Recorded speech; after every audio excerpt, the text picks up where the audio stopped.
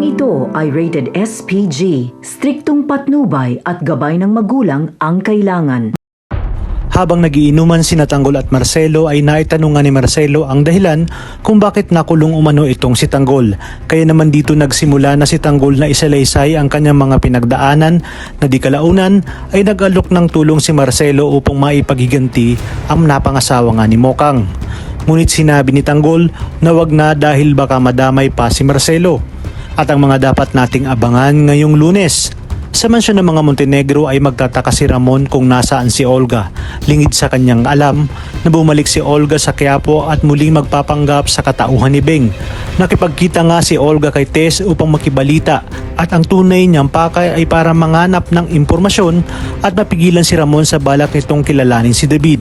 Malalaman niyang wala na si Tinding, bagay na ipinagpasalamat niya dahil batid niyang may duda na nga itong si Tinding sa kanyang tunay na pagkatao.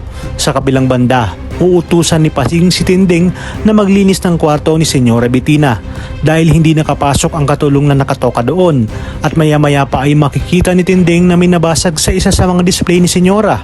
Makikita siya ni Senyora at muling pag-iinitan. Igigiit ni Senyora Bettina na sinungalin umano itong si Tinding at ito ang nakabasag ng kanyang display.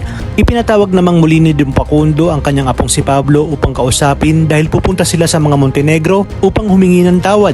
Kailangan umano nilang gawin yun upang makuha ng buo ang loob ng mga Montenegro. Wala na ngang pamimilian si Pablo kundi sundin si Don Facundo. Pupuntahan naman ni Rigor at Mando si Espinas, dala ang subpina. Sinabi ni Rigor, napapatunayan niyang may ginagawang kabulastugan sina Espinas sa loob ng koreksyonal.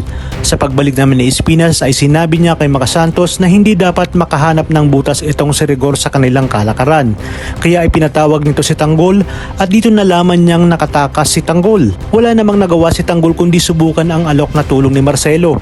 Dahil sa lawak nga ng koneksyon nito ay madali niyang mahanap ang napangasawa ni Mokang na siyang ang si Ramon.